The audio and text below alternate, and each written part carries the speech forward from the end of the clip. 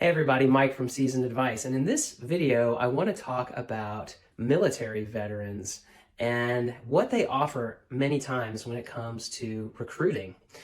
I've had a chance to interview many military veterans in my experience. And one thing that I've noticed with many of them, it's not a universal thing, but in the military, you are often thrown into situations that are ambiguous and where there's a lot of chaos and where there's a lot of stress. Does that sound familiar? Maybe it sounds like the business that you work in. And when you're looking at the resume of a military veteran, a lot of times you're going to see job titles and experience that doesn't really line up with what you're hiring for, and you may be tempted to say, oh, that's really not relevant. And to be honest with you, early in my HR career, I did that a lot.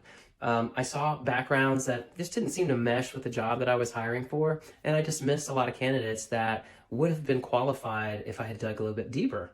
But as I got older in my career, I began to realize that military veterans have a ton of experience when it comes to character traits that are needed in business, like being able to solve problems and figure out situations that are ambiguous. And they have confidence and they show leadership skills, right? Now, this is not a generalization, and I'm not saying that every person with a certain background or certain characteristic, is going to be a great fit for your job.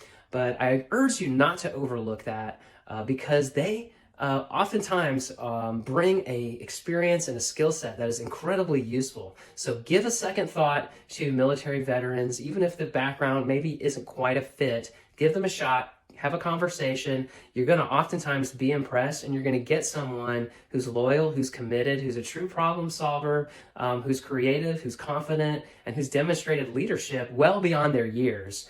I really am a believer in that. And so check it out. This is a PSA here for recruiting veterans in 2025.